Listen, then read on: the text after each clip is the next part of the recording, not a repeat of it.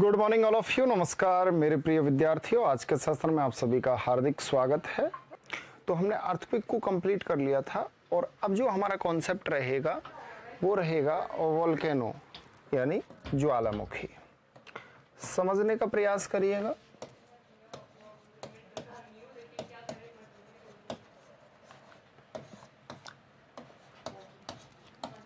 Volcano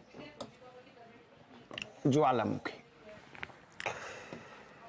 यहाँ पर जब आप ज्वालामुखी के बारे में पढ़ते हो और कॉन्सेप्टों को समझते हो तो इसमें आप सभी को पता होगा कि सर जब वोल्केनो एरप्शन होता है, ज्वालामुखी उद्गार होता है और उससे निकलने वाला जो लावा होता है वो पृथ्वी के आंतरिक भाग का अर्थ है कि जो पृथ्वी की सबसे ऊपरी परत है भूपर्पटी, तो उसमें भी लावा ठंडा होता है, लेकिन उस रूप को मैग्मा ठंडा होना कहते हैं। क्योंकि यदि सरफेस पर यदि तरल पदार्थ आ जाता है तो सरफेस पर जो तरल पदार्थ होता है उसे हम कहेंगे लावा, लेकिन सरफेस के इंटरनल पार्ट में अगर कोई तरल पदार्थ ठंडा हो रहा है, कूलिंग फॉर्म में जा रहा है, तो वहां पर उस स्थिति में उसे मैग्मा कहा जाता है। अब ऐसा नहीं है कि केवल सरफेस पर ही ठंडा होता है, आंतरिक भाग में भी ठंडा होता है। और जब आंतरिक भाग में आपका मैग्मा जब ठंडा होगा तो विभिन्न प्रकार की चट्टानें यानी रॉक का निर्माण करेगा, फॉर्मेशन करेगा।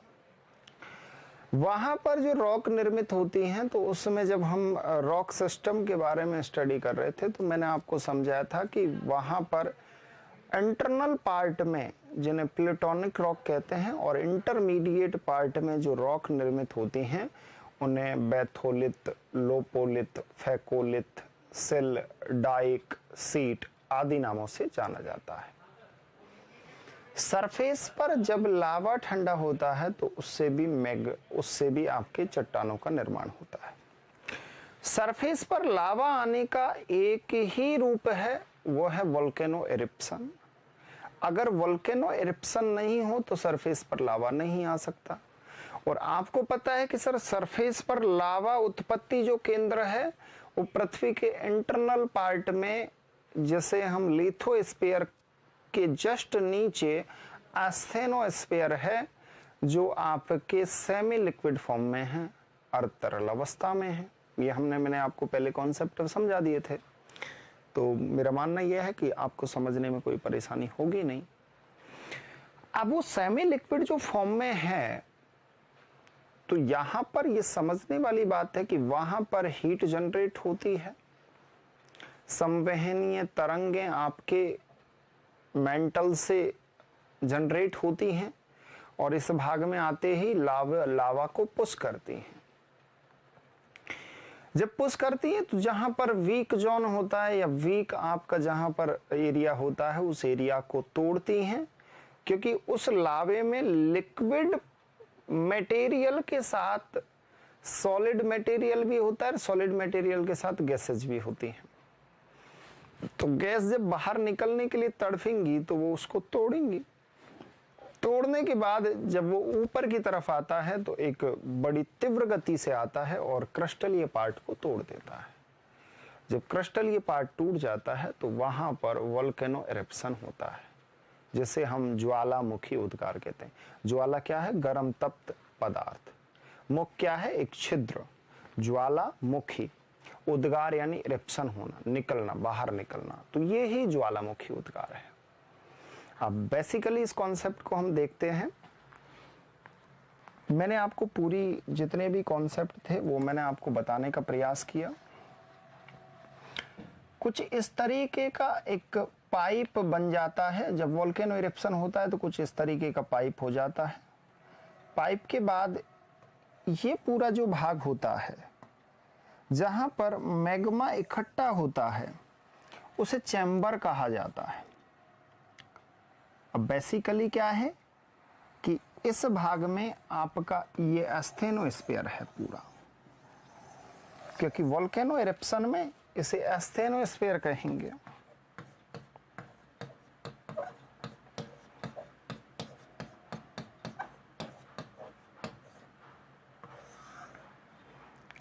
ये एस्थेनोस्फीयर अर्थ तरल अवस्था में होता है,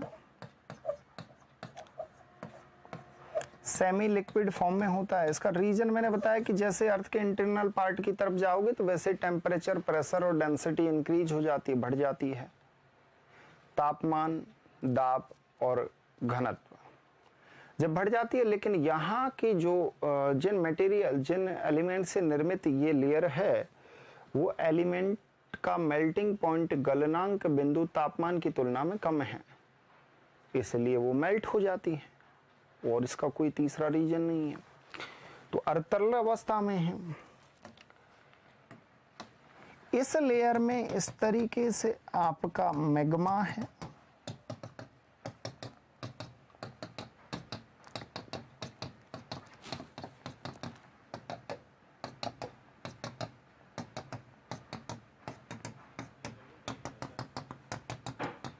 ये आपका मैग्मा है। मैग्मा जहां पर इकट्ठा होता है, जैसे पूरा प्रेशर जब एक स्थान पर आएगा तो उस क्षेत्र को चैम्बर कहते हैं। तो ये मैग्मा चैम्बर होता है। मैग्मा चैम्बर से ही ये पाइप या सुराख कह दो या होल कह दो या छिद्र कह दो, ये जुड़ा हुआ रहता है, कनेक्ट रहता है। इसके ऊपरी भाग की जो ये लेयर है, ये पूरी लेयर आपके लिथोस्फीयर कहलाती है। इसे हम क्या कहते हैं? लिथोस्फीयर। लिथोस्फीयर होता है। और ये जो होती है, ये वाली, ये आपके क्रस्ट होता है, क्योंकि क्रस्ट की जो थिकनेस है वो 0 से लेकर 33 किलोमीटर तक है। 0 से लेकर 200 किलोमीटर, मतलब 100 किलोमीटर तक का लिथोस्फीयर होता है, 100 किलोमीटर तक एस्थेनोस्फीयर होता है। अब यहां से जो मैग्मा है ये ऊपर की तरफ मूव करेगा इस तरीके से, क्योंकि भाई इसे स्थान मिल गया, निकलने के लिए मार्ग मिल गया, तो ये ऊपर की तरफ अपवर्ड्स मूव करता है ये मैग्मा। अब जहां से कमजोर पार्ट होगा उस कमजोर पार्ट को तोड़ेगा। तो यहां पर याद रखना, ये ज्वालामुखी पाइप है। ये क्या है? ये ज्वालामुखी पाइप है। इसे आप ज्वालामुखी पाइप कह सकते हो। ये जो दिखाई दे रहा है ये आपका ज्वालामुखी पाइप है।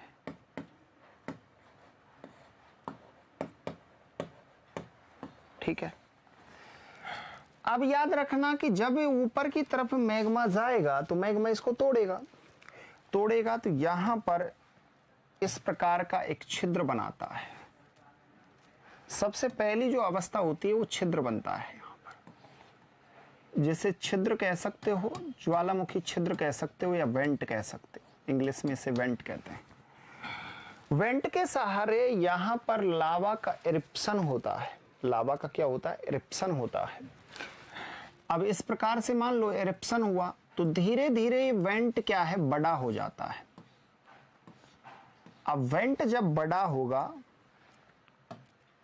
तो इस वेंट के बड़े भाग को, समझना मेरी बात को, ये वेंट का जो बड़ा भाग होता है,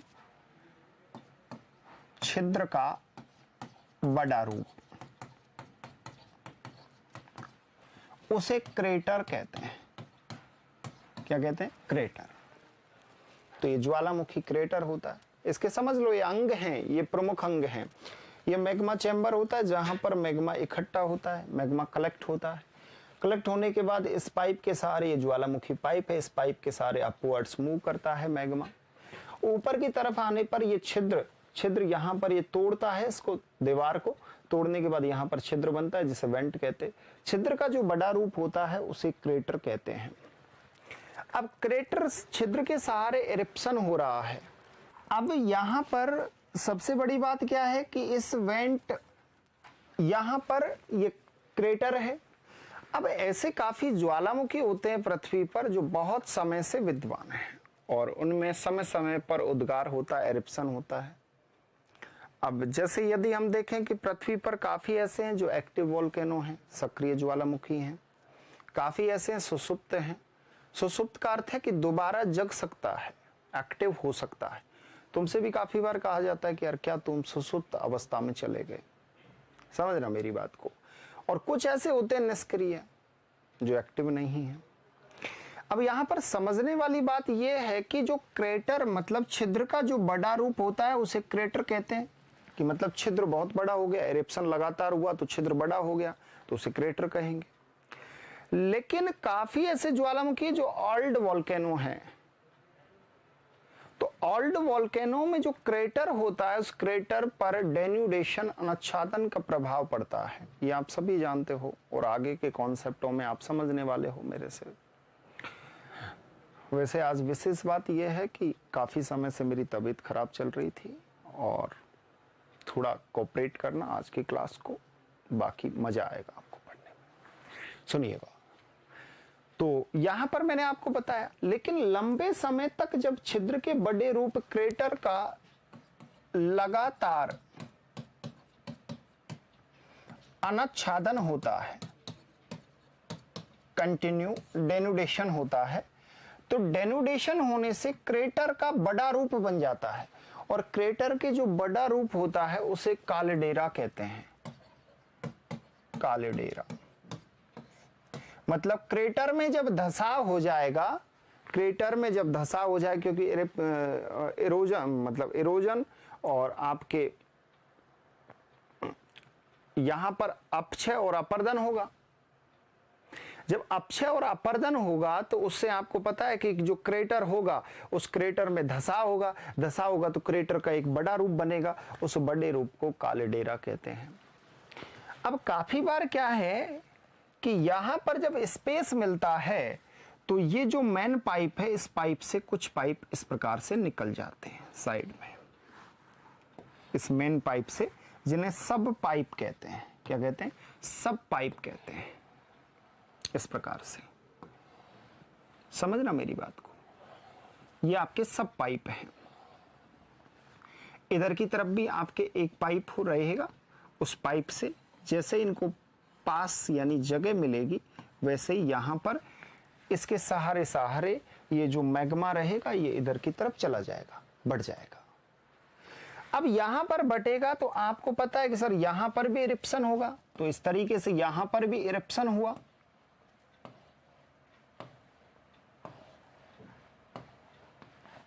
इधर की साइड भी इरिप्शन हुआ, यहां पर भी इरिप्शन हुआ। इस तरीके से जो चीज मैं आपको समझाना चाह रहा हूं उसे समझने का प्रयास करिएगा। यहां पर भी इरिप्शन हुआ, इधर की तरफ भी उद्गार हुआ। भाई हो सकता है कि जो मेन पाइप था उसमें ज्यादा उद्गार हुआ और जो सब पाइप थे उनमें कम हुआ इरिप्शन, लेकिन इरिप्शन तो दोनों में हुआ ना। तो यहां पर मैग्मा, जो मैग्मा है ये डिवाइडेड हो गया, सब पाइपों में भी चला गया और मेन पाइप के सहारे भी इरिप्शन हो रहा है। तो यहां पर एक शंकु का निर्माण करता है। किसका निर्माण करता है? एक शंकु का निर्माण करता है। कौन? कौन का फॉर्मेशन करता है। इधर भी शंकु का निर्माण करेगा, जिसे कौन कहेंगे, कौन का फॉर्मेशन होगा। लेकिन यहां पर सबसे महत्वपूर्ण बात क्या है कि जो आपका मेन शंकु रहेगा, मेन कौन सा रहेगा, जो मेन पाइप के सहारे बना हुआ जो आपका कॉइन है वो मेन शंकु रहेगा, मुख्य शंकु रहेगा। तो उस मुख्य शंकु को कहते हैं वोल्केनो कॉइन, ज्वालामुखी शंकु। तो इसे क्या कहेंगे? इसे कहेंगे ज्वालामुखी शंकु।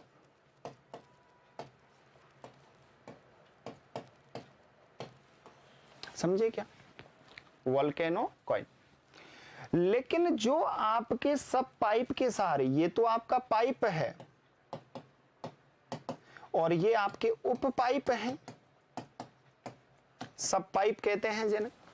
तो सब पाइप के सहारे जो वोल्केनो इरप्शन हो रहा है वहां पर जो कॉइन का निर्माण होगा ये स्मॉल कॉइन रहेंगे।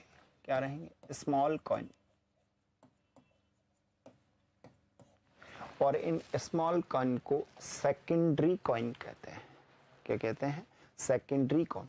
इन्हें गौण शंकु कहा जाता है। हिंदी में क्या कहेंगे? गौण शंकु।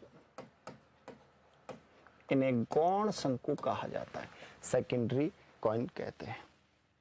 अब एक बात याद रखना कि लंबे समय तक अगर इरिप्शन होता रहा है, लंबे समय तक इरिप्शन हुआ और इरिप्शन से इस प्रकार से आपके शंकु का निर्माण होता रहा, तो इस प्रकार से जब शंकु का निर्माण होगा और वेरी लार्ज डिपोजिशन, मतलब आपके बहुत विशाल रूप में लावे का जमा होगा, तो उस विशाल रूप में लावे के जमाव को आपके क्या कहेंगे?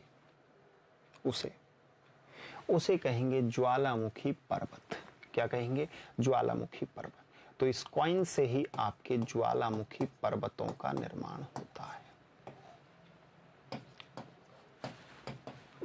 वेरी लार्ज डिपोजिशन किसका? कॉइन का। तो आपके विशाल रूप में अगर शंकुओं का जमा होता है तो उससे आपके ज्वालामुखी पर्वत का निर्माण होता है, वोल्केनो माउंटेन बनते हैं। तो ये कुछ मैंने आपको कॉन्सेप्ट बताए जिनके माध्यम से आप प्रमुख जो आपके वोल्केनो पार्ट्स हैं उनके बारे में आपको पता लगा कि सर इस तरीके से एस्थेनोस्फीयर के नीचे जो मेंटल है, मेंटल से कन्वेंशन करंट, क्योंकि रेडियो एक्टिव एलिमेंट्स हैं वहां से वो करंट जनरेट होती हैं। वो मैग्मे को, ये जो लेयर है ये आपके सेमी लिक्विड फॉर्म में क्यों है? रीजन क्या है? क्योंकि यहाँ पर जो एलिमेंट हैं उन एलिमेंटों का जो मेल्टिंग पॉइंट है वो कम है तापमान, टेम्परेचर की तुलना में। क्योंकि मैंने जब आपको अर्थ का इंटीरियर पार्ट में आपको समझा रहा था तो मैंने एक बात बोली थी कि यार देखो ये आपका टेम्परेचर है, जैसे इंटरनल पार्ट की ओर जाओगे तो वैसे वैसे आपका इंक्रीज होता जाएगा, बढ़ता जाएगा। उसी प्रकार से मैंने बताया था कि प्रेशर जैसे जैसे इंटरनल पार्ट की ओर जाओगे वैसे वैसे प्लस होता जाएगा, और उसी प्रकार से डेंसिटी भी इंक्रीज होती जाती है, इस प्रकार से बढ़ती जाती है। ठीक है, लेकिन बढ़ने की जो दर होती है वो एक समान नहीं होती, ये विशेषकर याद रखना, मैंने आपको पहले समझाया था। तो इसी के कारण यहाँ पर जैसे ही हम एस्थेनोस्फीयर में आते हैं तो एस्थेनोस्फीयर जिसे दुर्बल मंडल कहते हैं, दुर्बल मंडल में आते आते टेम्परेचर हैवी हो जाता है, हाई हो जाता है, और यहाँ का जो मेल्टिंग पॉइंट है वो कम होता है एलिमेंट का, तत्व का, इसीलिए मेल्ट हो जाता है, लेकिन इतना मेल्ट नहीं होता जितना होना चाहिए। तो इसका मतलब टेम्परेचर इतना इंक्रीज नहीं हो रहा, तो यहाँ से हीट जनरेट होती है। तो मैग्मा, यहाँ पर ये मैग्मे को पुश करती हैं, ये मैंने आपको प्लेट टेक्टोनिक में समझाया था, क्लासेस देख लेना। उस प्रकार से जब मैग्मे को पुश किया जाएगा तो मैग्मा इस पास के सहारे ऊपर की तरफ आएगा, तो यहाँ पर एक पाइप सा बन जाता है, इस पाइप के सहारे अपवर्ड्स मूव करता है, तो यहाँ पर ये कमजोर वीक जोन होगा, वहां पर ये तोड़ेगा, डिस्प्लेसमेंट होगा, विभाजन होगा, तो यहाँ पर ये तोड़ेगा, तो यहाँ पर एक वेंट का निर्माण होगा, वेंट के सहारे इरिप्शन होगा। इरिप्शन, अगर लगातार इरिप्शन हो रहा है तो जो हॉल होगा वो बिग हॉल बन जाएगा, तो यहाँ पर छिद्र यानी वेंट होगा, वो बिग वेंट बन जाएगा, बिग वेंट को क्रेटर कहते हैं। और यहाँ पर अगर कोई ओल्ड वोल्केनो, ज्यादातर याद रखना कि काल्डेरा जो मिलेंगे वो आपके ओल्ड वोल्केनो में मिलेंगे, जहां पर ओल्ड वोल्केनो होगी। तो ओल्ड वोल्केनो में क्या होगा कि वहां पर डेन्यूडेशन होगा, वेदरिंग और इरोजन होगा, उससे वहां पर उस क्रेटर में धंसाव हो जाएगा, और क्रेटर में धंसाव होने के कारण यहां पर एक काल्डेरा का निर्माण होगा। मैंने आपको बताया कि इस प्रकार से जब मैग्मे का जब जमा होता है, लार्ज एरिया में जब डिपोजिशन होता है लावे का, क्योंकि मैग्मा तो आंतरिक भाग में रहेगा, तो जब जमा होता है तो इससे एक कॉइन का निर्माण होता है, और जब लार्ज आपके जमा होने से यहाँ पर एक वोल्केनो कॉइन बनता है। लेकिन सब पाइप के सहारे भी कॉइन का निर्माण होता है, उन्हें हम स्मॉल कॉइन या हम सेकेंडरी कॉइन के नाम से जानते हैं। तो ये कुछ आपके पार्ट्स थे। मेरी बात को आप समझ गए होंगे, मैं आपको क्या समझाना चाह रहा हूं, जिस चीज को इसको आप एक बार बना लीजिए, फिर आगे चलते हैं।